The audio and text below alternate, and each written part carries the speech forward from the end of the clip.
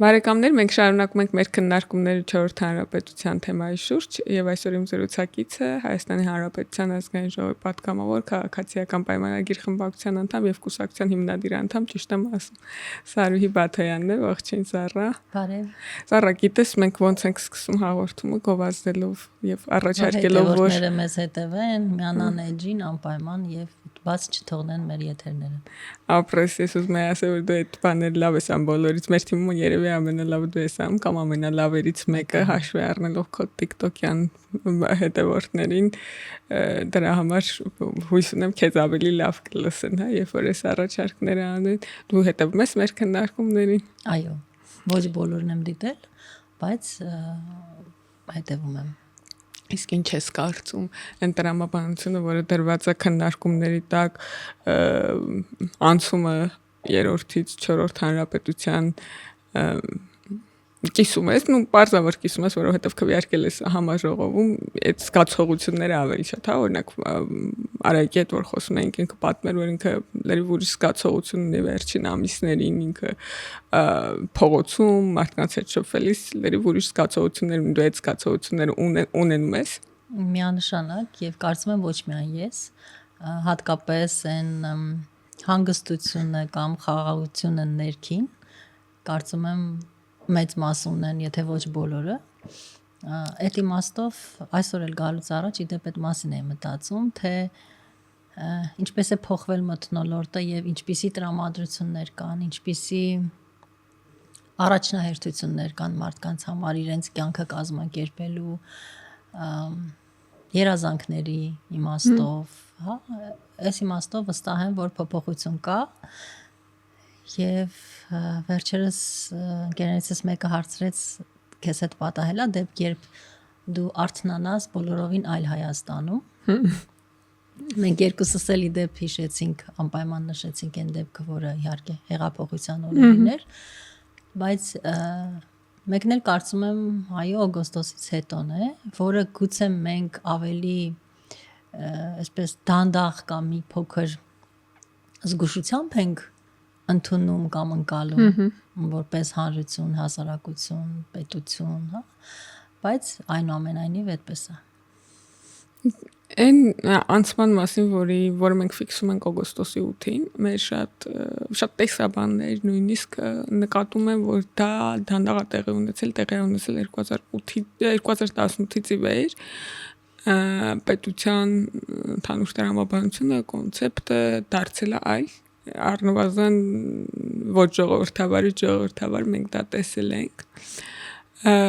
մինչև դրան անդրադառնալ ես ուզում եմ մեր հիմա գործող ծրագրից խոսել քաղաքացիական պայմանագիր իր վերջին համաժողովում հաստատեց իրական Հայաստանի գաղափարախոսության ծրագիրը եւ քանի որ այդ ծրագիրը մենք համահեղինակել ենք բազմաթիվ մարդկանց առաջարկներով մեր եւ դրսի մարդկանց առաջարկներով ստեղ մի հատ նախադասություն կա որ բառացիորեն դու ես գրել ես ուզում եմ կարդալ այդ նախադասությունը ու հասկանանք թե ինչ նկատի ունես կամ ինքնին հասկանալի է, բայց քեզ համար այս թեմաները միշտ կարևոր են եղել։ Նախադասությունը հետեւյալն է, առանցքում պետք է կարևոր լինի կանանց եւ տղամարդկանց համար հավասար արդյունքների հասնելու համակարգերի ձևավորումը, ներառականությունը, խտրականության բացառումը, անձի ինքնավարության հանդեպ հարգանքն ու աջակցությունը կարող է այս վերջին բառակապակցություն կոն չէ, բայց համենայն դեպս քո առաջարկով էլի այս նախադասություն մշակվել քեզ համար միշտ կարևոր են եղել այս թեմաները ու ես ուզում եմ մտածենք այն մասին թե ոնց է ինքը կարևորվել նախկինում ու ոնց է հիմա կարևորվում կամ հույս կա որ կկարևորվի ինձ համար իսկապես կարևոր են եղել եւ հիմա էլ կարևոր են եւ բացի այդ ես կարծում եմ անհրաժեշտություն կա այդ կարևորությունը տեսանելի դարձնելու նաև ծրագրերում, քաղաքականության մեջ, մեր խոսույթում եւ դա է պատճառը, որ ես նաև թեկուզ փոքր, այսպես խմբագրական առաջարկներ եմ արել ծրագրի հետ կապված, որտեղ ավելի տեսանելի կլինի կանանց եւ տղամարդկանց հավասարությունը, ներառականությունը, խտրականության բացառումը, մերժումը եւ այլն։ Մենք իհարկե կարող ենք ասել, որ այսպես թե այնպես, երբ մենք խոսում ենք օրինակ տնտեսական ակտիվության մասին կամ աշխատանքային հնարավորությունների մասին կամ մարդու իրավունքների մասին, մենք այսպես թե այնպես բոլորի հավասարության մասին ենք խոսում, բոլորի տնտեսական ակտիվության եւ այլն, բայց այդպես չի, այսինքն փորձը եւ միջազգային հատկապես փորձը ցույց է տալիս, որ ամենևին այդպես չի, երբ մենք բոլորի մասին ենք խոսում, սա ամենևին չի ենթադրում ներառականություն։ Մենք պետք է որոշ խմբերի եւ որոշ խնդիրներ շեշտենք, տեսանելի դարձնենք։ Եվ հենց սա է պատճառը, որ մենք անընդհատ նաև պիտի խոսենք, օրինակ, եթե մենք տնտեսական ակտիվության մասին ենք խոսում, մենք պետք է շեշտենք կանանց եւ տղամարդկանց, որովհետեւ կանանց դեպքում հաճախ այլ հատուկ միջոցներ են անհրաժեշտ։ Եվ դա հենց այնպես չի տեղի ունենում։ Այսինքն մենք պիտի լրացուցիչ ջանք գործադրենք, որ իրական Հայաստանում կինը կարողանա տղամարդու հետ հավասար հիմունքներով մասնակցել հասարակական կյանքին, քաղաքական կյանքին, մշակութային, տնտեսական եւ այլն։ Այս իմաստով այո, կարեւոր եմ համարում, բայց ծրագրում շեշտելը նորից եմ կրկնում, ես կարծում եմ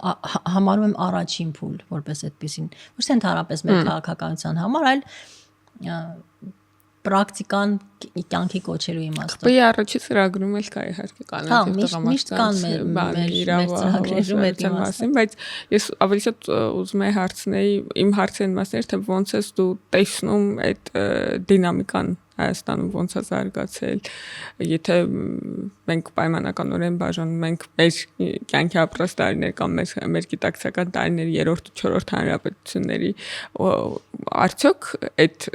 փոփոխություն այս հարցում կա տարբերություն այստեղ եւ այնտեղ, որ մենք այդքան հստակ ասում ենք, որ այստեղ 3-րդն է, այնտեղ 4-րդն է, որովհետեւ եթե օրինակ ժողովրդավարության հարցում մենք այդքան ընտրությունների հարցում այդքան վստահ ենք, տեսնում ենք այստեղ ընտրություն կեղծում, այստեղ ընտրություն չի կեղծում։ Արդյոք այս մնացած հարցերում, որոնք քեզ են հետաքրքիր, այդքան վստահ ենք։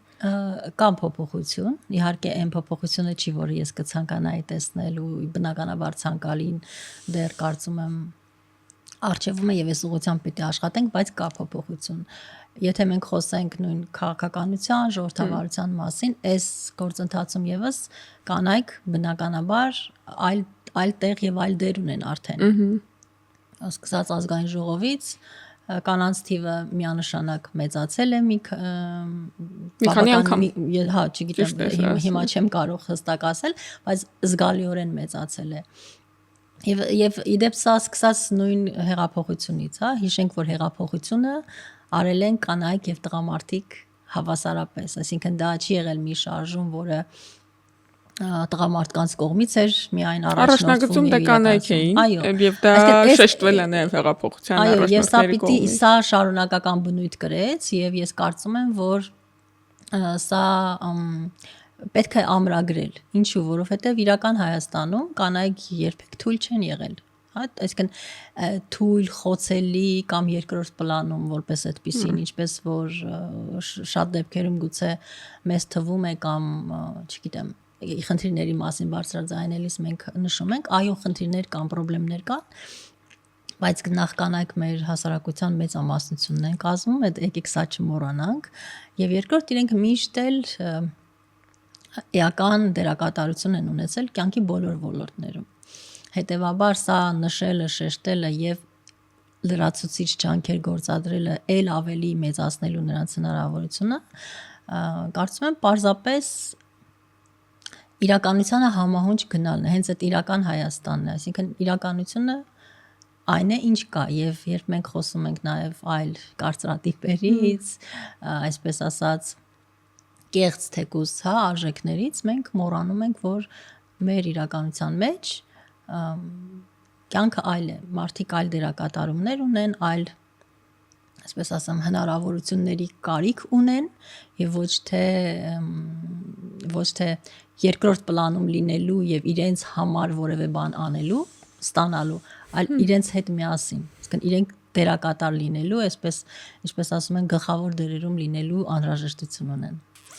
Վարչապետը մեր վերջին համաժողովի ելույթում կանանց դերներ ընդգծում պատմելով այն կանանց մասին, ովքեր իրան հանդիպել են քարոզարշավի ժամանակ եւ խաղաղություն պահանջել սնուցող մայրերին։ Սա եւ կարծեմ ինքդ էս շատ ուժեղ քաղաքական խոսիթ է հիմա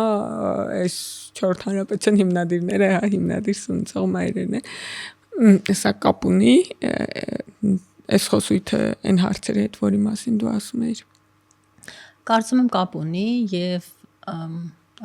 բայց ավելի քիչ է ուշադրության արժանացել, որովհետեւ երբ մենք խոսում ենք կանանց մասին եւ կանանց դերակատարության, մենք երևի հիմնականում մեր աչքի առաջ գոնե կերպարներ նկատի ենք ունենում երիտասարդ կանանց, ֆեմինիստ կանանց, որոնք կարծրատիպեր են կոտրում, որոնք երբեմն ըմբոստ են եւ այլն։ Իհարկե նաեւ այս կանանց մասին է խոսքը, բայց ոչ միայն։ Այսինքն մենք խոսում ենք կանանց մասին, ովքեր մեզ մեծացրել են, շարունակում են մեր մասին հոգ տանել, ովքեր մեզ օգնում են, ովքեր խնամում են մեր երեխաներին, մեր քույրերին, եղբայրներին, մեզ երբեմն, հա։ Այսինքն այն կանանց մասին, որոնք հասարակական, քաղաքական, գուցե մշակութային եւ այլ կյանքում այսպես առաջնագծում չեն, բայց իրենք թիկունքն են պահում։ Նկատի ունեմ ընտանիքները, այն օջախները, այն տները, որտեղից դուրս են գալիս նաև այդ այսպես առաջամարտիկները կամ պարզապես քաղաքացիները, որոնք ուզում են երջանիկ ապրել, ուզում են լիարժեք լինել, իրենց թիկունքում, իրենց մեջքի հետևում մեր կանայք են, որոնք միշտ չէ որ այսպես ուշադրության են արժանանում կամ տեսախցիկների առջև են լինում։ Հենց այս կանանց մասին է կարծում եմ խոսքը, երբ հատկապես համայնքներում թե վարչապետը, թե մեր գործընկերները հանդիպում են նաև քաղաքացիների հետ շփումների ժամանակ։ Երբ մենք կանանց իրավունքների մասին ենք խոսում, ընդհանրապես մարդու իրավունքների մասին ենք խոսում, բայց մասնավորապես կանանց իրավունքների մասին, դրա հակընդդեմ խոսույթում մեղադրանքի տոնը այն է, որ սա ոնց որ ուրիշ տեղից ներմուծված հարց է, խոսույթը ներմուծված խնդիր է ու կամ կանանց իրավունքները ընդհանրապես էլի կանանց դերակատարությունը եւ այլն դրսեք մի բան է, մենք ներսում ոչ այդպիսի խնդիր, ոչ այդպիսի լուծումներ չունենք, լուծումների բաներ, ակունքներ, դու այդ մանավանդ մի քիչ հկայական բառապաշարը մարդկանց այդ զգացողությունն է թողում, այդ տպավորությունն է թողում ու դրան ի հակադիր վարչապետի այդ ելույթի սնուցող մայրերը իրանք բան չեն էլի հարեմտյան ներմուծված հկայական կանայք չեն այդ լրագրերի առաջի էջերում իրանց պատմություններով աշխարհը փոխելու եւ այլն, սովորական կանայք են, ովքեր ընդհանրապես ուզում են խաղաղություն իրանց երեխաներին հանգիստ բանակ ճանապարհելու համար կամ ընդհանրապես լավ որ բանակների կարիք չլինի։ Դու այդ խնդրին չես բախվում, որ մեկ-մեկ չհասկացվածության բան ունենաս, զգացողություն ունենաս, երբ որ այս հարցերից ես խոսում, որ իբրև թե օտարածին խոսույթ ես բերել։ Իհարկե բախվում եմ, միշտ էլ եղել են նման, այսպես ասեմ, վերաբերմուն կամ դեպքեր, բայց ես դա ինձ չի վախեցնում կամ չի, այսպես ասեմ, ստիպում, որ ավելի քիչ խոսեմ կամ ավելի քիչ ակտիվ լինեմ այս թեմայով, որովհետև ընդհանրապես մարդիկ դժվար են ընդունում նույնիսկ բաներ, երբ իրենք մտածում են, բայց ուրիշը խոսում է այդ մասին։ Ու սա ես կարծում նաև մեր քաղաքական թիմի մասին է, երբ մենք խոսում ենք բաներ, որոնք լսելով շատ հաճախ մարդիկ շոկի են ենթարկվում կամ ձևացնում են, որ շոկի են ենթարկվել, անակնկալի են եկել, բայց այդ մասին իրենք առնվազն իրենց տանը, ընկերների շրջապատում, բակում խոսում են։ Ես կարծում եմ, որ սա բնորոշ է մեզ ու ինձ էլ, որովհետև ես չեմ վախենում խոսել բաների մասին եւ բարձրաձայնել տեսանելի դարձնել են խնդիրները, որոնք կան, բայց շատ քչերն են կամ քչերն են գոնե համարցակվում խոսել, ես հիմա ինձ չեմ գովերքում, բայց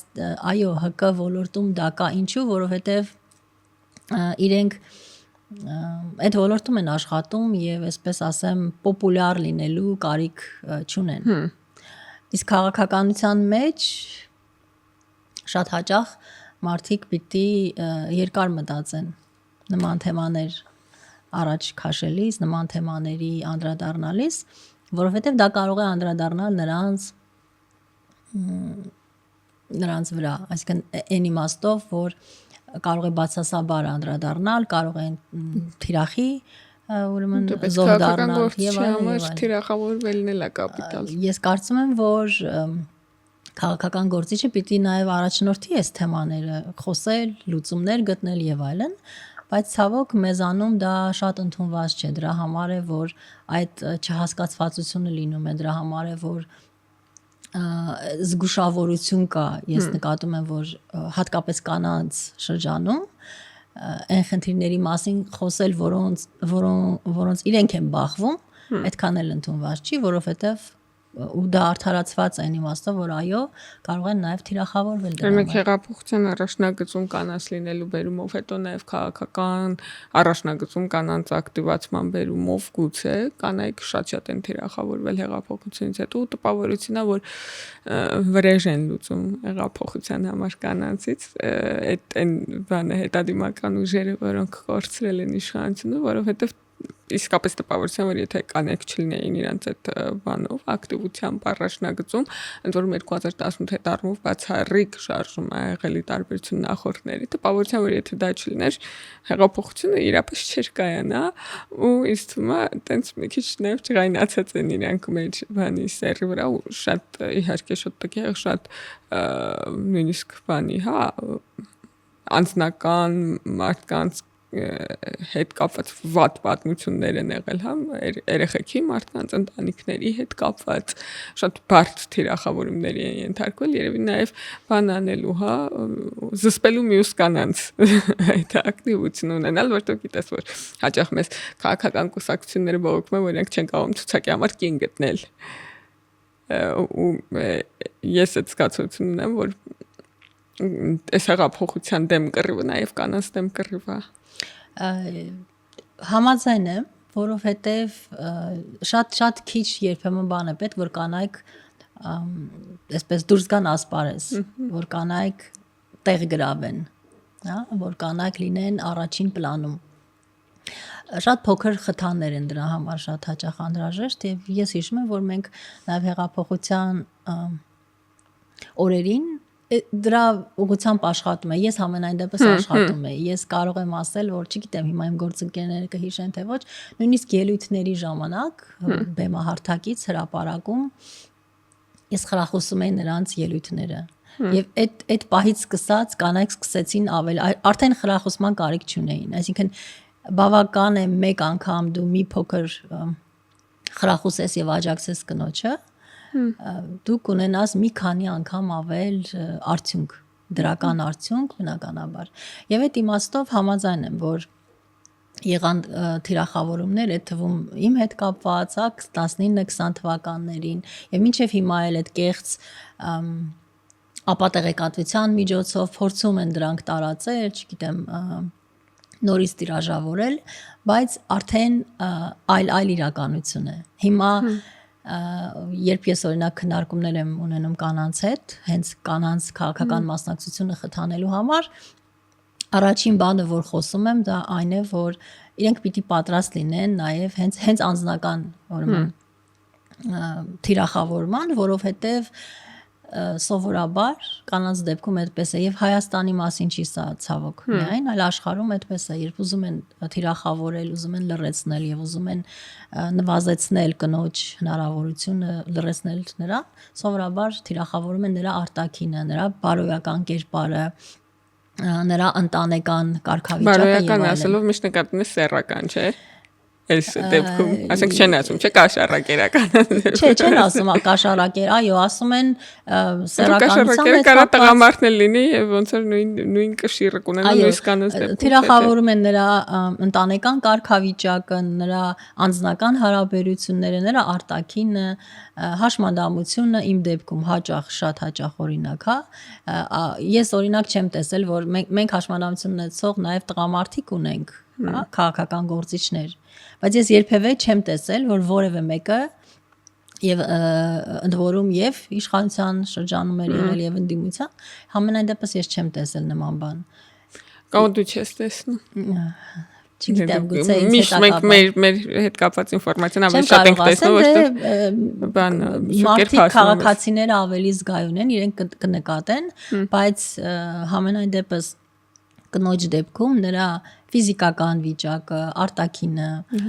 նորից եմ կրկնում, անձնական կյանքը,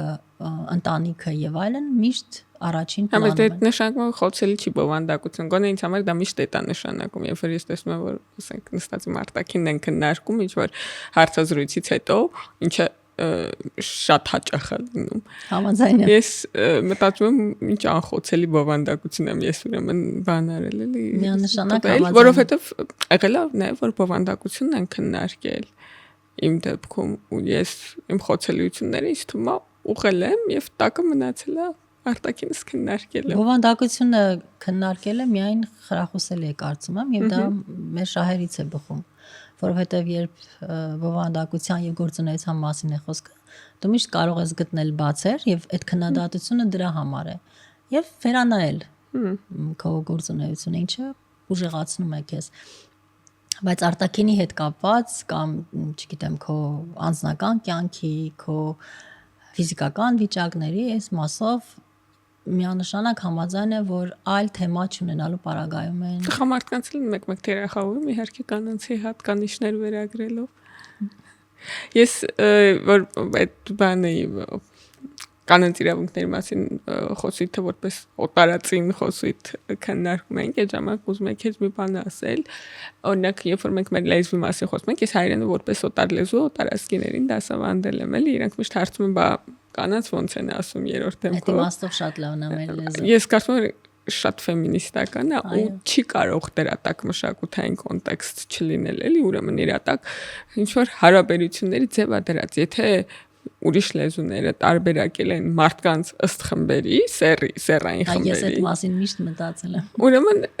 եւ այնտեղ էլ է հարաբերության ձև դրած, այստեղ էլ է հարաբերության ձև դրած ու ես կարծում եմ որ շատ բան է մեր ակունքներից եկածող ու նաեւ այդ բանը հայտնի չէ, այդ բաները կա որ աշխարհում առաջին դեսպանը հայ է եղել, մեր առաջին խորհրդարանում 3 կին է եղել եւ ոնց որ ավելի շատ նաեւ բան ազգային փոքրամասնության քվոտա են ունեցել, միշտեր օրինակ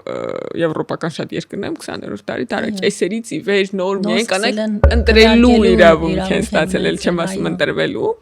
ու դե ժամանակվա խոսակցությունները քաղաքականորեն այս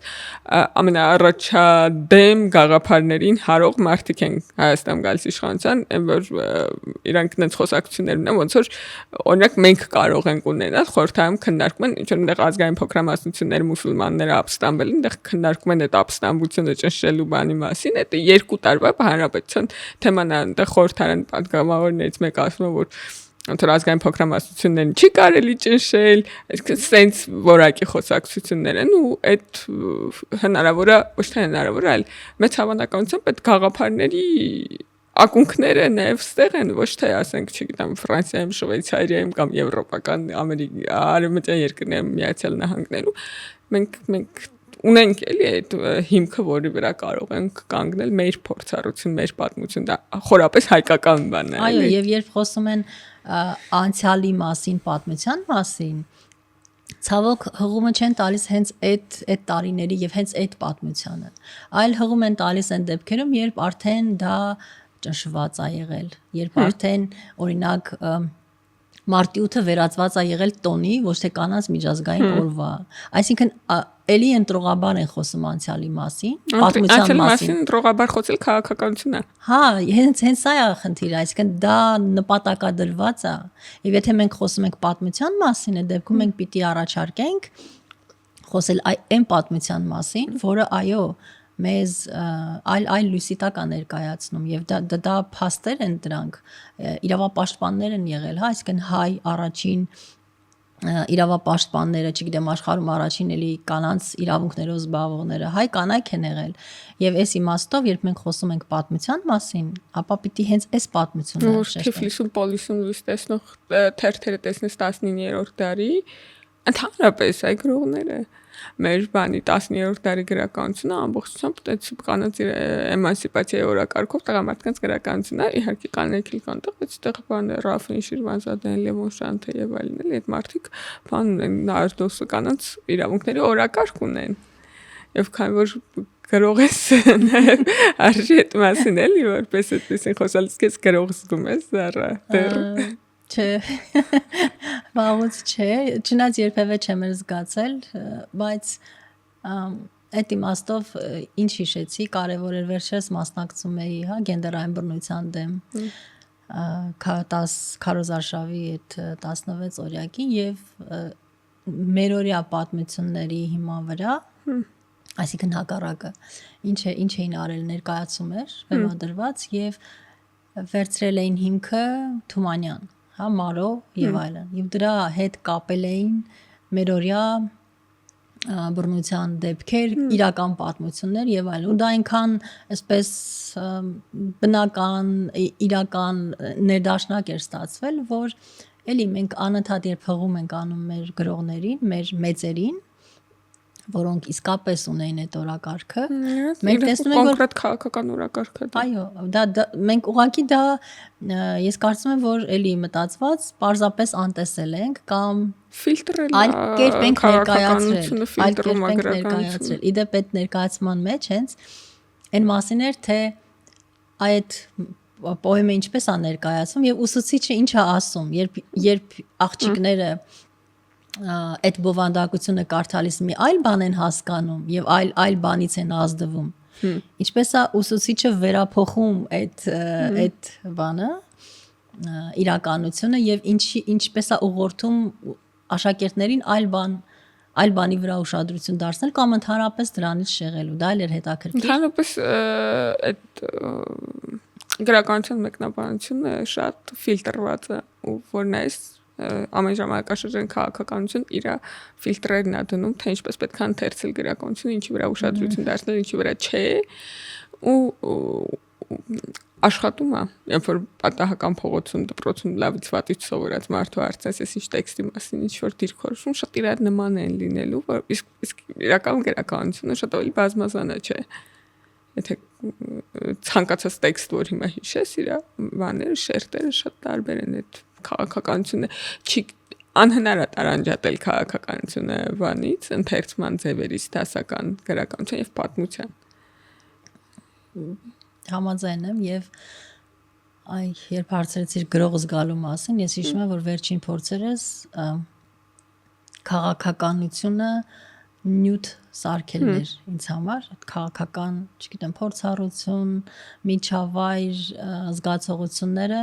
բերել դարձնել բանաստեղծական ինչ որ ձևեր, վերջին փորձս այդպես է եղել եւ կապը այդ փոխադարձ կապը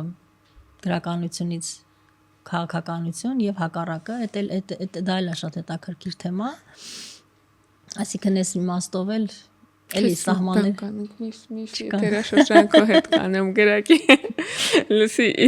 վերադառնանք մի ուրիշ բառի, ես այդ նախադասության մեջ ներառականություն բառը կա եւ ոչ ոքի համար գաղտնիք չի, որ դու շատ նաեւ հետաքրքրված ես հաշմանդամություն ունեցող անձանց խնդիրներով, նաեւ այն բան բերումով, որ ունես անձնական փորձառություն ես կուզենայի քո հայացքով տեսնել դու այսօր որ եկար մենակ չէիր այսինքն ինչ որ մեկը քեզ հետ հավասար զբաղված է ինչ որ բան այն գործերով որով դու ես զբաղված որովհետև քեզ դժվար է մենակ լինել ենթադրում եմ ֆիզիկապես ի տարբերություն օրինակ ինձ որ մենակ եմ եկել հա այստեղ եւ վաղուց արդեն ամենտեղ մենակ եմ գնում ուզում եմ որ քո փորձառությամբ նաև այդ խնդիրը նկարագրես ոնց է հիմա այս պետությունը այն պետություն որում մենք ապրում ենք հոգ տանում էլի այդ մարդկանց մասին ովքեր իսկապես ուրիշ խնդիր բացի ֆիզիկական խոչընդոտներ չունեն եւ ստիպված ինչ որ մարդկանց հետ զբաղացնում իրancs հետ խոսքը անձնական օգնականի մասին է եւ իրականում սա շատ կարեւոր մի ծառայություն ասեմ, ծառայություն է, որը անհրաժեշտ է մարդուն ինքնուրույն եւ անկախ ապրելու համար։ Եվ պետությունն է աջակցում այդ պետությունը մեր մոտ կառավարությունը սկսել է այս ծրագիրը իրականացնել 2024 թվականից, բայց դեռ ամբողջությամբ եւ հենց ավալով չի իրականացնում, որքանով որ կարիքը կա եւ որքանով որ պետք է, որովհետեւ դա ֆինանսական միջոցների խնդիր է եւ այլն։ Բայց այդ ուղղությամբ մենք աշխատում ենք, որովհետեւ սա իսկապես ամենակարևոր ծառայություններից մեկն է, հաշմանդամություն ունեցող անձանց ընդհանրապես աշխարհում այս փորձը կա իրենց ինքնուրույն եւ անկախ կյանքը ապահովելու համար։ Այդ իմաստով մենք կարևոր փոփոխություն ենք արել 2021 թվականին ընդունվեց հաշմանդամություն ունեցող անձանց իրավունքների մասին օրենքը, որը իդեպ կոնվենցիան վավերացնելուց հետո մենք պարտավորություն ունենք։ Եվս մի վախենալու բառ։ Կոնվենցիան։ Հա, չէ, սա հաշմանդամություն ունեցող անձանց իրավունքների մասին կոնվենցիայից եմ խոսում։ Մենք այդ կոնվենցիան վավերացնելուց հետո պարտավորություն ունենք օրենսդրություն ընդունելու, օրենսդրությունը ընդունեցինք, որով սահմանեցինք այս ծառայությունները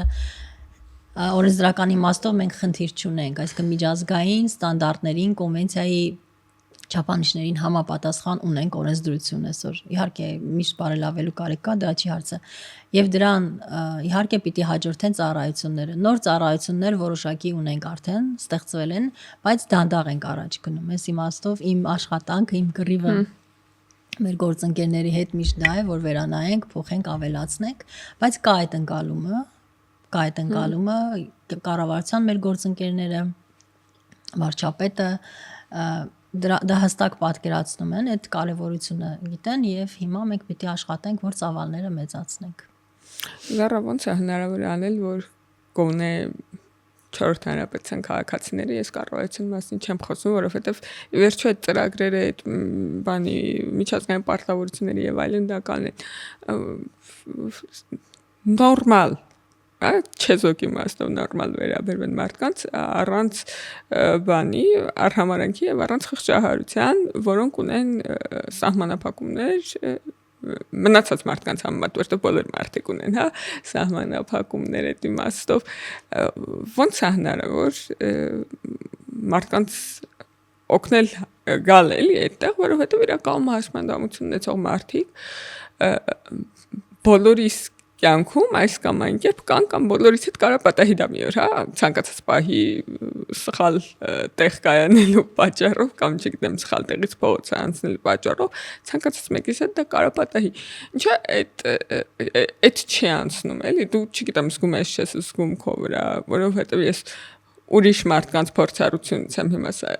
փորձում նկարագրել, որոնք չունեն, չէ, որոնք չունեն բան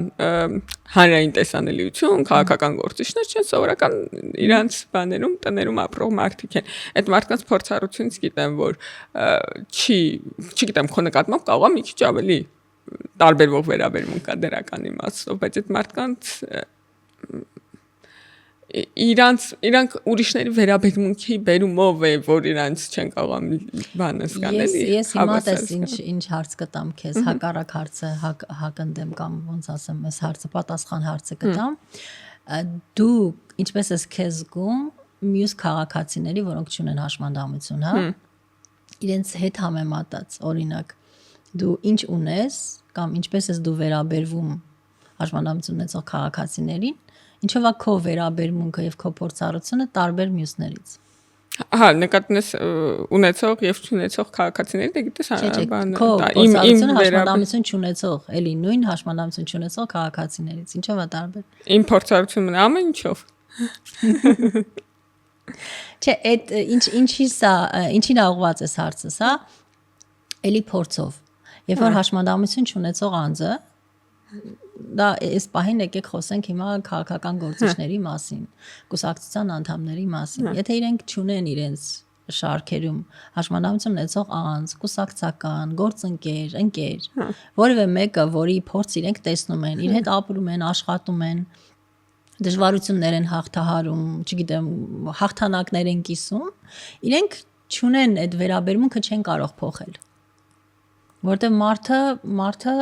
պիտի փորձ ունենա, մարդը մեղավոր չի, որ այդ փորձը Բայց չունի։ շատ են, չէ՞, հիմա օրինակ մանավանդ հենաշարժական խնդիրներ ունեցող Հա, եւ իհարկե ես էսել եմ ուզում ասել, որ ամենահեշտը իդեպ հասարակությունը ընդունում է հենաշարժական խնդիր ունեցող անձանց, իսկ սայլակով մարդկանց ամենահեշտն է ընդունում եւ աշխատանքի կարող են ընդունել եւ հստակ գիտեն, որ ֆիզիկական խոչընդոտները սխալ են, անարդար են, դրանք պետք է վերացնել, այս իմաստով մեր հասարակությունը շատ պատրաստ է։ Այս մասով ոչ մի խնդիր չեմ տեսնում։ Բայց հաշմանդամությունը միայն դա չի։ Հաշմանդամությունը հոգեկան առողջության խնդիրն է։ Հաշմանդամությունը տեսողության խնդիրն է, լսողության, աուտիզմը եւ այլն, շատ բազմազան են հաշմանդամություն ունեցող անձինք։ Եվ այստեղ մարդիկ չեն կարող պարզապես փոխել իրենց վերաբերմունքը, քանի դեռ փորձ չունեն։ Քո կարծիքով տեսողության, լսողության խնդիր ունեցող մարդկանց ավելի վատ են վերաբերում, քան հենաշարժական խնդիր ունեցողների։ Ես չեմ կարող միանշանակ ասել, որովհետեւ նախ ինքս այդ փորձառությունը չունեմ, եւ երկրորդ դժվարությունները տարբեր են։ Հաղորդակցման դեպքում, հաղորդակցման պարագայում օրինակ լսողության խնդիր ունեցող անձի հետ ավելի դժվար է հաղորդակցվել, քան տեղաշարժման դժվարություն, հա։ Իսկ հաղորդակցման խնդիրը բերում է այլ դժվարությունների, վերաբերմունքի, չգիտեմ, ինչ խուսափելու, մերժելու եւ այլն եւ այսինքն տարբեր մարդիկ, չգիտես ինչ լեզվով խոսես։ այո, տարբեր մարդիկ ունեն տարբեր խնդիրներ եւ սրան օգնության է գալիս առաջին հերթին ներառական կրթությունը, որովհետեւ եթե դպրոցում երեխաները սկսում են այդ փորձը ձեռք բերել, երբ հետո իրենք մեծանան ու դառնան չափահաս քաղաքացիներ, այլևս իրենք այդպիսի խնդիր չեն ունենա։ Եվ ցավոք մեզ մոտ, քանի որ մեր տարեկիցների պարագայում այլ է, իրենք պիտի, ասենք դու օրինակ, պիտի իմ նման գործընկեր ունենաս, որ սովորես, որ քեզ համար շատ ավելի հեշտ ու ընկալելի լինի, հա։ Մյուս դեպքերում բնականաբար, որովհետև ես վստահ եմ, որ դու գուցե քո մանկության շրջանում այդպիսի շատ մեծ փորձ չես ունեցել, գուցե ունեցել եք այլ դասընկերներ, դասարանում ինչ որ մեկի մասին դպրոցում իմացել եք, հարևան եք ունեցել եւ այլն։ Այսինքն անձնական այդ փորձառությունը միասին ապրելու։ Ես արդ ակտուալը ուզում եմ ասեմ, որ իմ ուսանողության տարիների ընկերներից Արևիկ Մելքոնյանի շատ է օգնել, բան նաեւ թեթև երբեմն հումորով վերաբերվելու, հա, այդ հարցերին իր հումորի զգացում, չգիտեմ, իրան ճանաչում ես ենթադրում եմ։ Հա, միասին եք աշխատել։ Իր հումորի զգացումը շատ որակյալ է այդ առումով, բանի էլի չափի մեջ։ Եվ ինձ օրինակ մարդկայնորեն ինքն է ամենաշատը օգնել բան անել, հասկանալ այդ աշխարհը։ Դու դասընկեր ես ունեցել եւ հենց դա է քո փորձը։ Ինքը իմ դասընկերը չի, էլի, նկատում եմ ուսանողական տարիներն եմ իր հետ ծանոթացել ու ինքն է ինձ սովորեցրել ոնց այդ աշխարհի մարդկանց, որտեղ ինքը ոնց որ շատ տարբեր աշխարհներ լինեին, իդեպ մեր տարիներին, մեր մանկության տարիներին տարբեր դպրոցներում էին սովորում, չէ՞, այդ բոլոր տարբեր տիպի խնդիրներ ունեցող ու կապ չունի, որ իրենք կարող են տարբեր խնդիրներ ունենային, ամեն մարզում մի դպրոց կար, այնց բոլոր խնդիրներ ունեցող երեխեքին ուղարկում էին այնտեղ ու երբեմն նույնիսկ սոցիալական խնդիրներ ունեցող, բայց որևէ հաշմանդամություն չունեցող երեխեքին էին։ Ես մեր յուղից տենց երեխեքի հիշում եմ, որ իրանք պարզապես սոցիալական խնդիրներ բերումով էին այդ այսպես կոչված գիշերօթիկ դպրոցներ գնում։ Այո, եւ նորից եմ կրկնում դրան փոփոխության է գալիս ներառական կրթությունը, որովհետեւ այսօրվա երեխաները չունեն այն խնդիրները, ինչ մենք։ Այն իմաստով, որ մարդու ունի փորձ, մարդու համար այլևս տարօրինակ չէ իրենից տարբեր դասընկեր ունենալը եւ հետագայում երբ ինքը կդառնա օրինակ քաղաքական գործիչ, քաղաքականություն մշակող որոշում կայացնող, իրեն այլևս շատ երկար, բարակ խնդիրները բացատրելու եւ ներկայացնելու կարիք չի լինի, որովհետեւ ես ասեմ, որ անկախ նրանից թե մեզ մոտ հա քաղաքական գործիչները օրինակ որ կուսակցությունից են, ինչ քաղաքական ուժից են, պիտի հիշենք, որ բոլորը նույն միջավայրում են մեծացել, կրթություն ստացել, հա, հիմնականում, հետևաբար իրենց վերաբերմունքն էլ իրարից շատ տարբեր չի կարող լինել, իհարկե մեր ուժինը բացառությունն է նաև հետ իմաստով, մենք բնականաբար շատ ավելի զգան ենք, բայց միշտ սովորելու, այսինքն լրացուցիչ սովորելու կարիք միշտ կա, որովհետև մեր սերունդը այդ փորձը չի ունեցել։ Կրթության ներառականության մասին, որ խոսում ես, ես այդ հարցերին շատ եմ հարաբերվում, մանավանդ մեր մեծ ենթակառուցվածքային ծրագրերի բերումով, համալսարանների, դեմս ակադեմիական քաղաքի, դպրոցների եւ այլն, ու շատ հաճախ լսում եմ այդ հարցը, որ ոնց որ մեզ որակյալ կրթություն ապետք դուք ընկել եք բանի թեկահարթակների հետևից, բայց դիտարկումներ կան, գոյությունն են բնության մեջ, ոնց որ դա կրթության որակի վրա ոնց է ազդում, ասենք թե երկու հատ ճիշտ թեկահարթակ եղավ կամ ասենք թե ենթակառուցվածքները բան էլի մաչելի եղան ոչ ընդհանուր երբ որ լաբորատորիա բան մասս բաներս ասում են ենթակառուցվածքային ընկալելի է, բայց ասենք այդ մատչելիությունը ոչ այդքան կարևոր է համարում, դե ասում եմ դա կրթության որակի վրա ոնց պետք է ասում ենք որակյալ կրթություն ենք ուզում, դուք գնացեք թե քարտակ եք սարքում կամ ընդհանրապես դպրոցաշինության հետ կապված ու ակադեմիական քաղաքի ծրագրի հետ էլ կապված այդպես հեգնական բան կա, որ մենք դեզնից կրթություն ենք ուզում, դուք մեզ ենթակառուցվածք եք տալիս ու այս բանը իմ հարցականքը որպես կանոն շատ արարողակարգային է լինում ու ես բան եմ անում ցույց եմ տալիս մեր գնահատման համակարգերը որ կրթության որակը նաև ենթակառուցվածքով է գնահատվում որ մատչելիությունը բալա կոպիտ ասած այդ որ ուզում ենք հասնել այդ 500-ի մեջ պետք է մատչելի լինի բան բայց այդ զգացողություն որ մարդիկ դա չեն կապում կրթության որակի հետ այդ շատ տարօրինակ է ոչ բոլոր մարդկանց մասին եմ ասում բայց կան մարդիկ որ չեն կապում դա կրթության որակի հետ մտածում են որ դա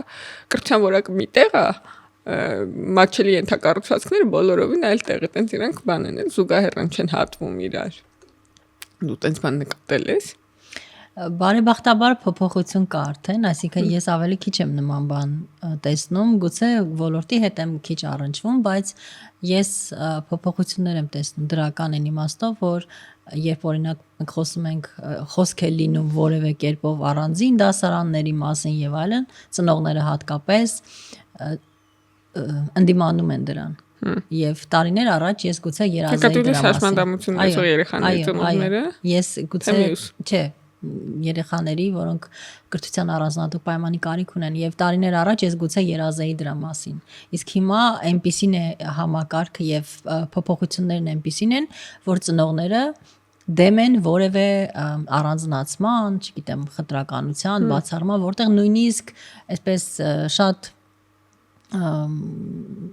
այսպես ասեմ անուղակի խտրականություն նույնիսկ կարող է զգացվել, այստեղ մարդիկ միշտ զգայուն են։ Այդ իմաստով ես կարծում եմ կա դրական փոփոխություն, բայց անշուշտ երբ մենք խոսում ենք մատչելիության մասին, քչերն են պատկերացնում, թե ինչպես է դա ազդում ընդհանուր զարգացման վրա, համակարգի վրա, որակի վրա։ Իդեպ գիտեիր, որ ներառականություն ընդհանրապես ներառումը հաշմանդամություն ունեցող անձանց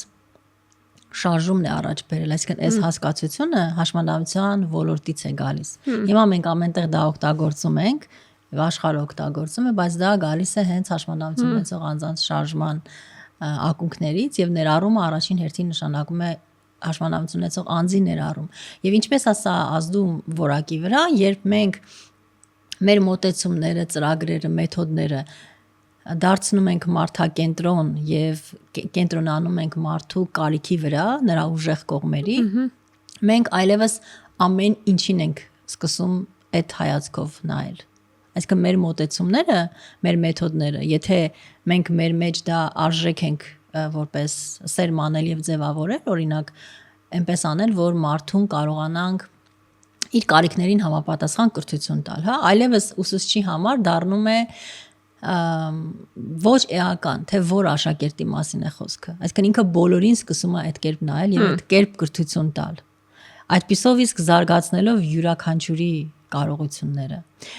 Իսկ յուրաքանչյուրի կարողության համար պետք է այո նաև համընդհանուր դիզայնի սկզբունք։ Համընդհանուր դիզայնը ենթադրում է, որ միջավայրը եւ ենթակառուցվածքները համընդհանուր այնպես են ձևավորված, որ հարմար, մատչելի են բոլոր քաղաքացիների համար։ Եվ այնպես է ձևավորված, որ քաղաքացին չի զգում, մարդը չի զգում, թե ինքը ինչպես է տեղաշարժվում, ինչպես է կրթություն ստանում, ինչպես է հաղորդակցվում, հա, ինչպես է տարբեր ծառայություններից օգտվում։ Հենց որ այդ միջավայրը մենք ստեղծեցինք, որ մարդը չի զգում, ինչպես է ինքը տեղաշարժվում, այսինքն խոչընդոտ չկա իր ճանապարհին, դա լինի ֆիզիկական խոչընդոտ, տեղեկատվական խոչընդոտ, սա նշանակում է, որ մենք հաջողել ենք, եւ սա համընդհանուր դիզայնի մասին է խոսում։ Եվ այո, մատչելիությունը միայն թեկահարթակը չի, եւ մենք դրան էլ հասնելու դեռ շատ կարծում եմ ունենք, շատ ժամանակ չէ, բայց շատ անելիք ունենք։ Օրինակ մենք որ բան ենք նայում այդ կրթությունից դուրս մնացած երեխեքի հետ կապված վիճակագրություն ենք նայում, պատճառները եւ այլն, դե մի քանիսն են, հա, օրինակ ազգային փոքրամասնությունների դեպքում ամենահաճախը ամուսնությունն է, մյուս դեպքերից երևի առաջին տեղում այնուամենայնիվ հաշմանդամություն ունենալ սոցիալական կարիքներն, սոցիալական պատճառներն էլ իհարկե կապ ունեն, սոցիալապես շատ խոցելի ընտանիքների երեխաները երբեմն պարտադիր կրթությունից դուրս են մնում, բայց ամենաառաջ տեղում ինչքան ես եմ ամեն տարի, հա, տարից տարի դիտարկում այդ ֆիզիկական խոչընդոտներ ունենալու պատճառով պարզապես այդ ինչ որ մեկը չկա, որ ամեն օր երեխային տանի դպրոց բերի, ինքնուրույն չի կարող անցնել ու ինքը մնում է տանը, երբեմն հեռավար ստացվում է, երբեմն չէ, մի խոսքով իր կրթությունը դուժում է ու իրենք ամենամեծ խումբը, որ պարտադիր կրթության հետ կապված խնդիրներ ունեն, հաշմանդամություն ունեցող երեխաներն են, մանավանդ գիտես հիմա կարծես թե անձնական օգնական ավելի բարձր տարիքից են տալիս 15 տարեկանից, իսկ մինչև 15 տարեկան երեխաները նույնպես ունեն դրա կարիքը դպրոց գնալու, ես շատ եմ առնչվել, հա, ինձ առանձին քաղաքացիներ են իրենց երեխաների համար դիմել, ես նախարարության հետ, այն մյուս նախարարության հետ աշխատում եմ դրա շուրջ եւ ես գիտեմ այդ մարդկանց, հա, որոշներին նույնիսկ հասցեով աննասկանով գիտեմ, որ պարտադիր կրթությունից հեսա դուրս կմնան ինչ որ, չգիտեմ, տատիկը հիվանդացավ, պարտադիր կրթությունից դուրս մնացին, սա պատմություններ կան։ Ու երբ որ մենք խոսում ենք այդ կրթության որակից, ինքը դա շատ վերացական է կրթության որակ։ Ինչ է կրթության որակը, էլի որտեղ է այդ կրթության ով այդ Եվրոպան համար է տվեք սրանք։ Ու որտեղ է այդ կրթության որակը։ Ոնց որ մի մարդու առանձին վերցրած կրթության որակը, այդ կրթության որակի հաշվեկշիռի մեջ բանա զբաղեցնում։ Եվ դա առանձին բոլոր մարդկանց առանձին վերցրած կրթության որակի այդպես միջինացված համախառն արդյունքն է, հա, որ մենք ասում ենք կրթության որակ, որովհետև այդ զգացողությունը, որ ասում են թեքահարթակի հետևից է ընկել, ինքը տենց է էլի նկարագրվում։ Տպավորությունն է, որ կարան բոլոր մարդիկ դուրս մնան կրթությունից, կրթությունը ունենա որակ։ Որտեվ եթե կարելի է որ 5 հոգի դուրս մնա, 500 հոգի դուրս մնա, 5000 հոգի դուրս մնա, կարան բոլորն էլ դուրս մնան, իսկ այնտեղ միտեղ այդ վերացական որակը կլինի, էլի։ Ես կարծում եմ, որ կրթության որակի հետ կապված իհարկե դե կան մասնագետներ։ Կրթության որակից եմ խոսում, բայց դա նույնը կարա վերաբերի մնացած համակարգերի որակին, որը տենց բան է, շատ վերացական է, օդի մեջ մի բան է, առանձին մարդկանց մասին չի այս խոսակցությունը։ Այո, սովորաբար սա մեծամասնության, երբեմն կարող ենք այսպես դիտարկել, որ մեծամասնության մասին այն մարդկանց, ովքեր տեսանելի են, ում սովոր ենք տեսնել եւ այլն, բայց հենց այն մարդկանց մասով, որոնք քիչ տեսանելի են, որոնց մասին այսպես առանձին մենք գիտենք կամ որոնք չեն կարողանում իրենց ձայնը բարձրացնել, իրենց մասնակցություն ունենալ, իրենց չի վերաբերում մեր քաղաքականությունները։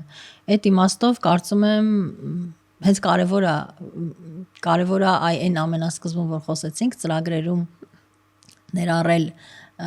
խտրականության բացառումը, ներառականությունը եւ դրա տակ հասկանալ կոնկրետ գործողություններ։ Որովհետև եթե մենք քայլեր չենք ձեռնարկում, որ մարդը առաջին հերթին մասնակցի, ոչ թե ֆիզիկապես ներկա լինի, ֆիզիկապես ներկայությունը եւս կարևոր է, բայց կարևոր է նաեւ դրա շարունակությունը, մասնակցությունը, իր չափով եւ իր ուրեմն ուժեղ կողմերի վրա հենվելով մարդը պիտի կարողանա նախ մասնակցի կրթական process-ին, կրթություն ստանա։ Իսկ կրթությունը շատ լայն հասկացություն է։ Ես տնային կրթություն եմ ստացել։ Ես դպրոց չեմ հաճախել նույն պատճառով, որովհետև ներառական կրթություն չկար եւ դպրոցը անմաչելի էր, տանել բերելու խնդիր կար, հա, ինձ այսինքն ուղեկցելու։ Եվ ես այո բովանդակության իմաստով կրթությունը ստացել եմ, ուսուցիչները գալիս էին տուն եւ այլն, բայց կրթությունը միայն դա չի։ Օրինակ, ինչպես հանձնել քննություններ, ինչպես պատրաստվել դրան, ինչպես գնալ հաղորդակցվել ուսուցիչների հետ, ինչպես դաս պատասխանել, ինչպես իրար հետ հաղորդակցել։ Իրար հետի մասով կարելի է ասել, որ այդքան բաց չկա, որովհետև երեխաները, եթե ունեն ընկերներ, բակի ընկերներ, քույր, եղբայր, այդ իմաստով կարող են որոշակի կոմպենսացնել էս իմաստով, հա, այդ խնդիրը, բայց օրինակ ինչպես պատրաստվել, ինչպես հանձնել քննություններ, ինչպես իմացածդ վերարտադրել քեզ հարմար ձևով, պարտադիր չի որ դա մեզ բոլորիս հայտնի օրինակ ինչ որ խոսքային ձևով լինի, որովհետև կան մարդիկ, որ կան երեխաներ, որ պարտադիր չի այնպես հանձնեն քննությունը, ինչպես մեծամասնությունը, հա, բայց սա եւս կրթություն է, այսինքն սա կրթությունը ընդհանուր շատ ավելի լայն հասկացություն է, քան պարզապես հասկացությունը, քան պարզապես գիտելիքը։ Եվ այստեղ է որ նաև որակի մասին խոսելիս մենք պիտի դա նկատի ունենանք։ Առաջին հերթին իմ կարծիքով իմացածը, սովորածը կիրառելու հմտությունը նաև, այսինքն որքանով այդ քո սովորածը քեզ օգտակար քո կյանքը կազմակերպելու համար։ Դուրս մնալու process-ներից այո, շատ հաճախ ասում են դե լավ։ Հիմա ոչինչ, որ օրինակ այս շենքը մատչելի չի, օրինակ համայնքում մշակութային կենտրոն են կառուցել, ասում են, որ դե ամեն ինչ առաջին հարկում, դահլիճը եւ այլն ամեն ինչ մատչելի է։ Երկրորդ հարկում աշխատասենյակներն են, այնտեղ վերելակ չկա։ Իսկ ով ասում, որ օրինակ այդ համայնքային կենտրոնում չի կարող աշխատակիցը հաշմանդամություն ունենալ ֆիզիկական, հա, կամ դժվարություն։ Այսինքն մենք միանման ենք, մի տեղ ենք տեսնում այդ մարդկանց լավագույն դեպքում ինձ տեսնում ենք սպառողների, ծրագրերից օգտվողների դերում, բայց չենք տեսնում այդ նույն ծրագրերը մշակողի դերում, այդ նույն քաղաքականությունը իրականացնողի, ծառայությունը մատուցողի դերում, կամ ուսուցիչը, հա, ինչու չի կարող հաշմանդամություն ունեցող անձը լինել։ Չգիտեմ, ինչու՞ կամ այդ մասին մտածել ենք, որևէ մեկը կամ դասախոսները եւ այլն, այսինքն իրենք մշտապես այսպես ասեմ, եթե նույնիսկ կան իրենք, իսկ իրենք կան հատկապես երբ մենք խոսում ենք բարձր տարիքի անձանց մասին, իրենք այսպես թե այնպես որևէ խնդիր ունեն, հաշմանդամության խումբել ունեն հաստատ, բայց այդ մասին ոչ ոք չի խոսում եւ չի մտածում, որ ոչ միայն սպառողը կարող է լինել մարդը, ում համար մենք պիտի մատչելի ծառայություններ մատուցենք, այլ նաեւ հենց այդ որոշում կայացնողը, ծրագրեր մշակողը եւ ծառայություններ մատուցողը։ Սա մի հատ դեպք էլ պատմեմ սրա հետ կապված, երևի ու անցնենք հաջորդ թեմային, վերջին բանն է, դերվագնակ, ուզեմ քո դիտարկումները լսել։ Չգիտեմ քեզ պատմել եմ այս մասին թե չէ, բայց պատերազմից հետո իմ ծանոթներից մեկի ընտանիքին այցելեցի, որ վարչական շրջանի Երևանում էին ապրում, Վարչով ու բարձր հարկում, հա, ինչ որ 6-9 չեմ հիշում։ Արդեն ու երեխան 19 տարեկան էր, այսինքն երեխա չի, արդեն զորացրված պատերազմից հետո զինվոր է, որը հենաշարժական խնդիրներ ուներ եւ չէր կարողam քայլել վիրավորման բերումով, հա, ողնաշարժ վիրավորվել էր ու չէր կարողam քայլել։ Ու հայրը փորձել էր վակուում թեքահարթակ սարքի, եղած աստիճանների վրա հին շենքերից էր։ Շենքը բողոքել էր, քանդել էին այդ թեքահարթակը, որովհետև խանգարում մյուս երեխաներին, որտեղ խանգարում մյուս անցորդներին, մյուս մարդկանց ու խնդրում էր օգնել իրան այդ հարցով, էլի, այդտեղ թավապետարան, մարդու իրավունքների պաշտպան, բանմանես, ոնց որ այս ամբողջ ցիկլով անցանք, մինչև մանան, այստեղ մի քիչ գովազդանը իմ քայլի հիմնադրամը օգնեց տուն ձեռք բերել, որը հարմարեցված էր, նորակառույց էր ու հարմարեցված էր ու հիմա այդ խնդիրը վերջնականապես է լուծվել, բայց մենք շատ այդպես բարդ պատմությունների միջով անցանք։ Ինչի՞ է մարդկանց մոտ այդ խնդիրը առաջանում, ես չեմ հասկանում։ Ասենք որ օրինակ ձեր թեքահարթակը խանգարում է մեր աստիճաններին։ Գիտեք, այստեղ մի քանի խնդիր կա։ Նախ այդ թեքահարթակը, եթե իրականում ճիշտ կառուցված թեքահարթակը, չպիտի խանգարի։ Երբ ես նոր խոսում եի ունիվերսալ դիզայնի մասին, մատչելիության մասին, մատչելիությունը երբեք չի խանգարում որևէ այլ քաղաքացու, այսինքն ինքը բոլորին է մատչելի լինում։ Եթե դու նկատել ես նույն անցումների ժամանակ, օրինակ փողոցների մայթերի դեպքում, կամ եթե կա թեքություն եւ այդ թեքությունը հարմար է, բոլոր մարդիկ, այդ թվում քայլող, այդ թեքությունն են նախընտրում։ Այսինքն ոչ մեկ չի գնում ու աստիճաններից բարձրանում կամ իջնում, որովհետեւ այդ թեքությունը հարմար է։ Եթե ինքը հարմար չի բոլորին։ նախ էս է շատ կարևոր հիշել, բայց ես ենթադրում եմ, որ այդ շենքերում, որոնք հին են կառուցված, նախկինում են կառուցված եղել եւ այդ տարածքը հնարավորություն չի տվել համապատասխան չափանիշներով, այո, չափանիշներով թե քարտակ կառուցելու, որտեվ հնարավոր է, որ ուղղակի այդտեղ անհնար լինի։ Այդտեղ պետքա օրինակ վերելակ տեղադրել որևէ ինչ որ բան, sense պադյոմնիկ կամ ինչպես ասում են, այսինքն այլ լուծումներ պետքա գտնել։ Սա տեխնիկական մասը, որտեվ այս ամենին մենք ծանոթ չենք, իսկ մենք չգիտենք որն է խնդրեմը։ Հիմա դառնամ վերաբերմունքին,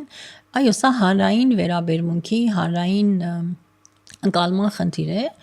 Ճիշտ ասած, ես նաև հակառակ պատկերը գիտեմ, որ երբ որ մենք խոսում ենք պատերազմի հետևանքով հաշմանդամություն ստացած անձանց մասին, իրենց միշտ շատ ավելի դրական են վերաբերում քաղաքացիները, քան հաշմանդամություն ունեցող այլ անձանց իդեպ։ Այս զգայուն թեմա է։ Առաջնահերթություններ, առավելություններ, իրանց ամեն ինչ կարելի է եւ այլն։ Նկատմամբ կա այդ զգայունությունը, որտեղ այդ մարդիկ իսկապես բան են, էլի մոտավորապես 1000 հոգու մասին են խոսում։ Չէ, դա կարևոր է, նկատի ունեմ, ես հակառակը գիտեմ, որ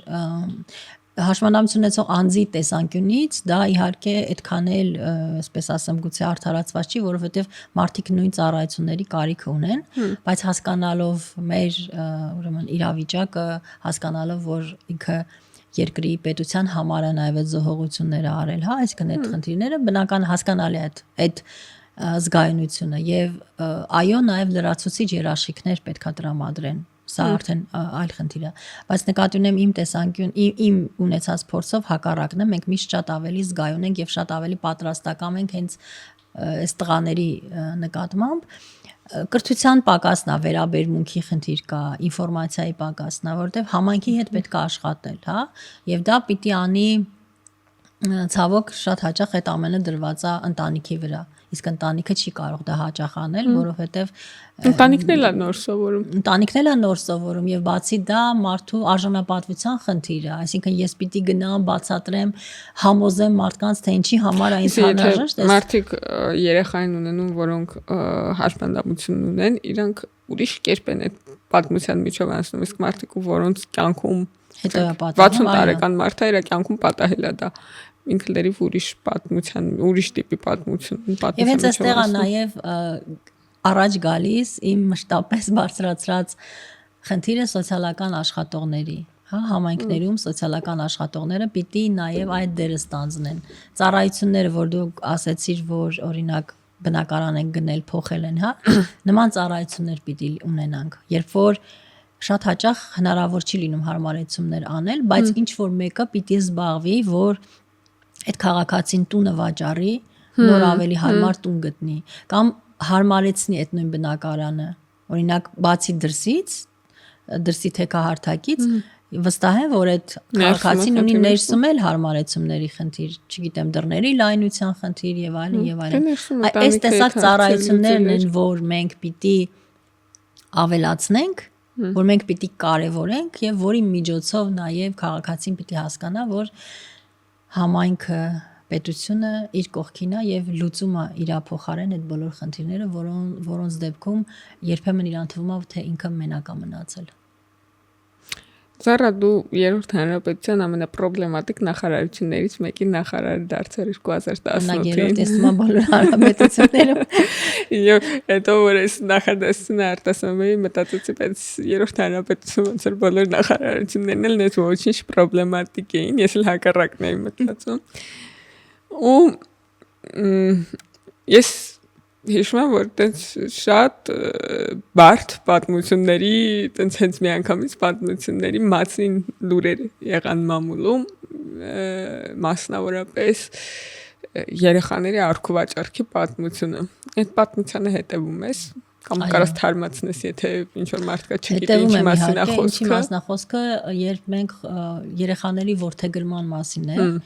երբ մենք բավականին շատ տվյալներ հավաքագրեցինք եւ տրամադրեցինք քննչական կոմիտեին, որով էլ քրեական գործ հարուցվեց որդեգրման գործով, այսպես հայտնի 2019 թվականին էր երեխաներին առուվաճառքի, այսպես ասեմ, հա, երևի ապօրինի ворթեգրման, Որ ворթեգրման։ թվականների մասին է խոսքը։ Նախորդ տարիների մասին էր խոսքը, բայց գործը քրեական գործը հարց է։ Նկատի ունեմ, որ ժամանակաշրջանի կհիշես, որ թվերի գործեր էին։ Դե 19-ից առաջ, չգիտեմ, գուցե նույնիսկ չեմ հիշի, բայց նախորդ տարիների մասին էր խոսքը, եւ 19-ին հարուցված գործը ցավոք դեռևս քննվում է, եւ ես վերջերս էլի խոսեցի այդ մասին, ազգային ժողովում եմ խոսել եւ ինչու է սա ինձ համար հատկապես կարեւոր, որովհետեւ մենք բավականին շատ ինֆորմացիա ենք հավաքագրել, տվյալներ ենք հավաքագրել, որոնք ցույց են տալիս, որ որոշումներ կայացնող պաշտոնատար անձինք են նաև ներգրաված եղել այդ գործընթացում, որովհետև այնպեսի այսպես խճճված իրավիճակ էր, երբ հնարավորինս շատ մարդիկ էին ներգրաված այդ գործում, համայնքից սկսած նախարարություն, ՔԿԱԿ, տարբեր կառույցներ եւ իրենց մասով գործը քննվում է դեռ եւ Քննիչներ ինչ էր տեղի ունեցել ծնողներին նորածինների ծնողներին ասում են, որ իրանց զավակները մահացած են ծնվել։ Ես շատ այդպես վստահ չեմ կարող ասել եւ իհարկե մանրամասներ էլ հիմա չեմ կարող ասել, բայց դրանից հետո այդ գործը հարուցվելուց հետո ի հայտ եկան նաև նման պատմություններ։ Հանրային կերպով խոսում էին ծնողներ, հայտնի, հա, խմբեր էին ստեղծվել, միավորվել էին ծնողներ, որոնք պնդում էին, որ իրենց երեխաները ողջ են, թեև իրենց ասել են, որ նրանք մահացած են։ Ես չեմ կարող սա կապել այդ գործի հետ։ Ես չգիտեմ դա կապված է թե ոչ, բայց ծնողներ, մի խումբ ծնողներ հայտնվել էին, որ կասկած էին հայտնում հանրայնորեն, հա, սա հանրային բանի մասին եմ խոսում, բայց տեղի ունեցածը նաև կապված էր արտասահմանում ворթեգրելու հետ, որի համար այստեղ կամ պաշտոնյաներ գումար էին ստացել, բավականին մեծ թվով գումար դրա դիմաց, ինչը մեր օրենքով չի կարգավորվում, այսինքն արգելված է ворթեգրումների համար արտասահմանցիներին տալ երեխաների ворթեգրման եւ ենթադրում եմ բոլոր երկրներում ворթեգրումը բարդ գործընթաց է ու մարդիկ, որոնք երեխաներ չունեն, երևի փնտրում են սովանցքներ տարբեր երկրներում։ Այո, եւ նույնիսկ լինում էին դեպքեր, երբ փորձում էին ինձ հետ կապ հաստատել, այսինքն առանց մտածելու, որ դա իսկապես չի կարելի, արգելված է, ինչ-որ դուրս գալ պաշտոնյաների վրա, հանդիպումներ ունենալ երեխաների հետ եւ այլն, այսինքն նույնիսկ այդ դժվարին ժամանակաշրջանում, երբ 19-20 թվականներ COVID էր եւ այլն, այդ խնդիրները անընդհատ ունենում էինք եւ մյուս կողմից էլ տեղեկատվությունը բավարար եւ հիմնավոր կերպով չէր հավաքագրվում երեխաների մասին, որոնք պահվում էին մանկատան, այսինքն կային դեպքեր, երբ շատ լուրջ խնդիրներ էին վերագրվում երեխաներին, բայց պարզվում էր, որ այդ երեխաները այդքան էլ այդ խնդիրները չեն կրում։ Իսկ մոտավորապես կհիշես, քանի մարդու մասին էր ձեր հավաքագրած ինֆորմացիան, չեմ հիշի, բայց բավական մեծ էր թիվը։ Դեպքեր ունենք, երբ ծնողներ էին դիմում եւ ասում էին այդ քրեական գործից հետո, որ իրենց երեխան մահացել է, իրանց ասել են, մենք իրավունք չունենք ինֆորմացիա տալու բնականաբար ворթեգրված երեխաների մասին, բայց հետո երբ ուղակի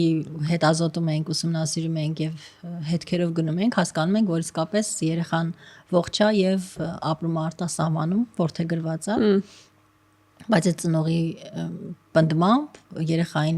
հանձնել են մանկատուն, որովհետև ինքը շատ լուրջ առողջական խնդիրներ ուներ եւ պիտի շուտով մահանար։ Այսինքն նման դեպքեր էլ ենք ունեցել, բայց այդ բոլոր դեպքերը իհարկե քրեական գործից հետո են, այսպես ասած, մեզ հայտնի դարձել եւ հրապարակային մարդիկ խոսում են այդ մասին։ Ուսանք կավելանան իրականում քրեական վարույթին, որովհետև ես վստահ եմ, որ Հայաստանի համար շատ կարևոր է այս հատկապես այս գործի ամբողջական բացահայտումը ու ինչքան էլ բան լինի, հա, այնտեղ մենք շատ աղմկահարույց դեպքեր ունենանք կոնկրետ, չգիտեմ, մարտի 1 հոկտեմբերի 27 եւ այլն, ինձ համար էս ոչ այնքան հաճախ հիշատակվող, ոչ այնքան աղմկահարույց էս դեպքը նույնչափ կարևոր է, որովհետեւ սա է քաղաքացիների դեմ կազմակերպված հանցագործության դրվագ որը շատ ավելի զարհուրելի է, քան մնացած դրվագները, հա, որոնց մասին գիտենք էլի տես բանը նույնիսկ կրթական համակարգում, առողջապահական համակարգում, այս կազմակերպված հանցագործություն, որ Հայաստանի մարդկանց դեմ տեղի ունեցել, պետքա նույնպես էլի այդ բանի արխիվում այդ գնահատականը ունենա իմ կարծիքով։ Համաձայն եմ։ Եվ սա նաև մի փոքր այն մասին է, որ մեր հասարակությունում օրինակ ընդունված չի որդեգրել հաշմանդամություն ունեցող կամ առողջական խնդիր ունեցող երեխաներին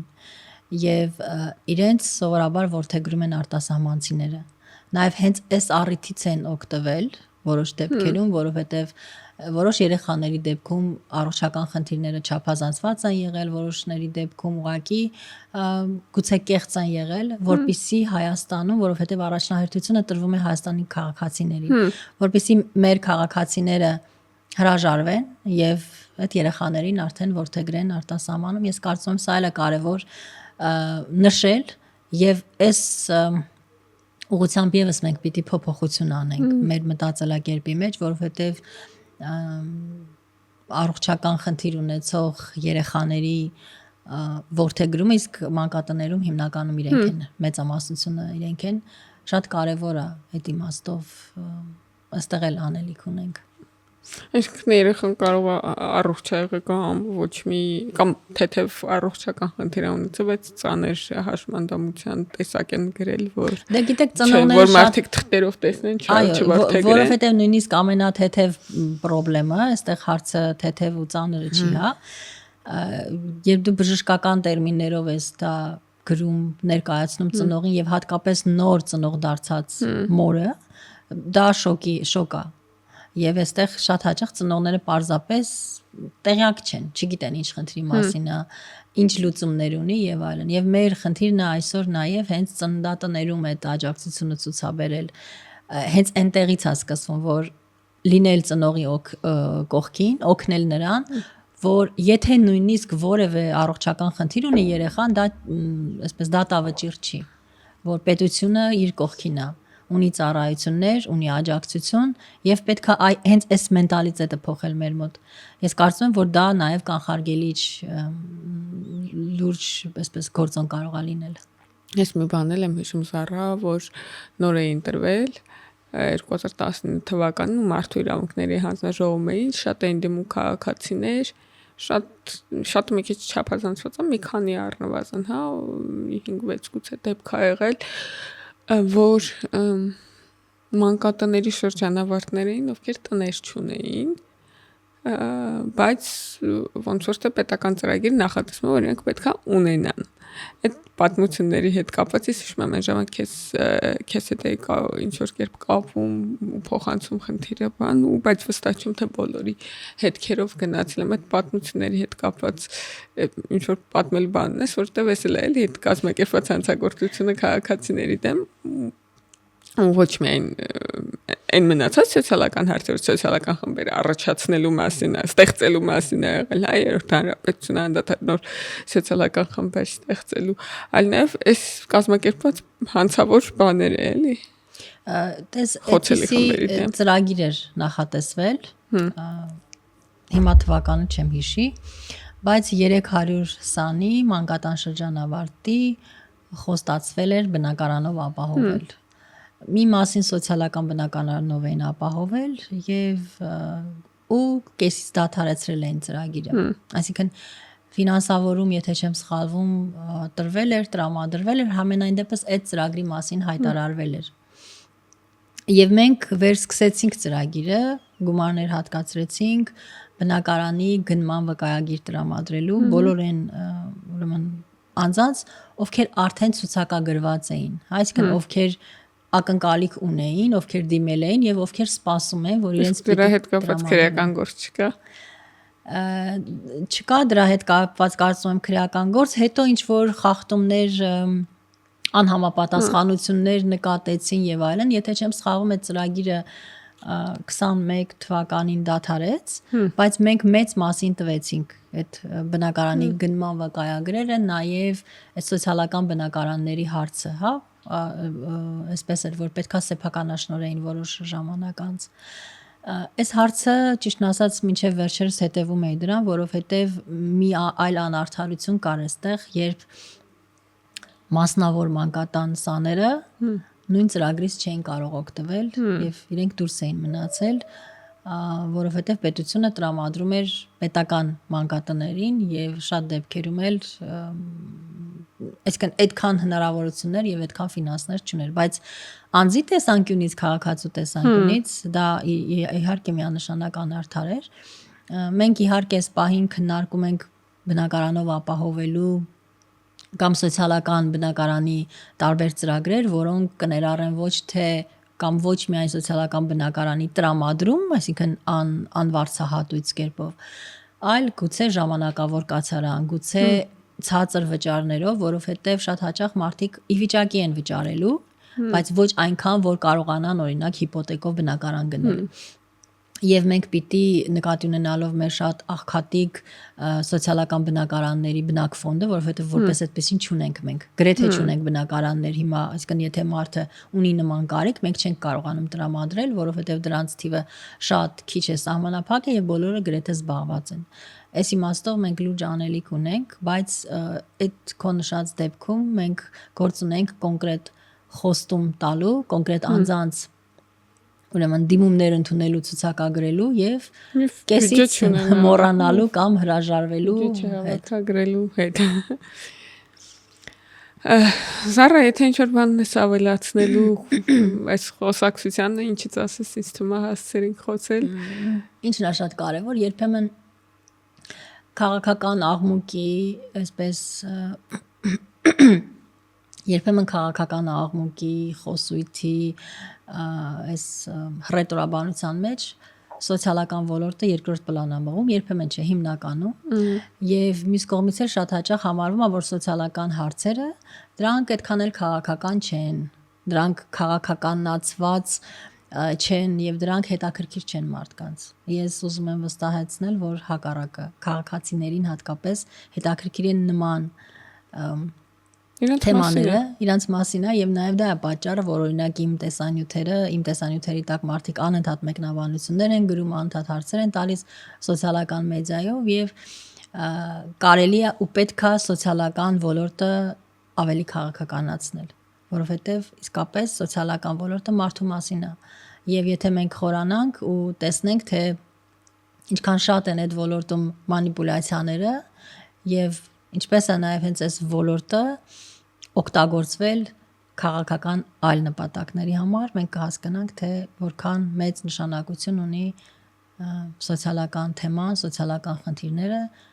մարդը եւ ընդհանրապես իր միջավայրը քաղաքականության համար։ Շնորհակալություն Զարա, բայց ես քեզ բաց չեմ թողնի, մինչև վերջում չհորդորես հեռուստատողին նորից Civic-ի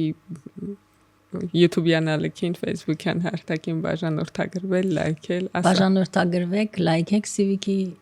YouTube-յան ալիքին, ալիքը Facebook-յան էջը մի խոսքով հետևեք։ Մեկնաբանությունները կկարդաս, պատասխանես։ Անպայման։ Սիրով։ Ես քեզնից խոստում եմ կործել, սիրելի YouTube դիտողներ եւ Facebook դիտողներ, անպայման մեկնաբանեք, ինքը կպատասխանի։ Շնորհակալ եմ Զարա զրույցի համար։ Ես էլ եմ շնորհակալ։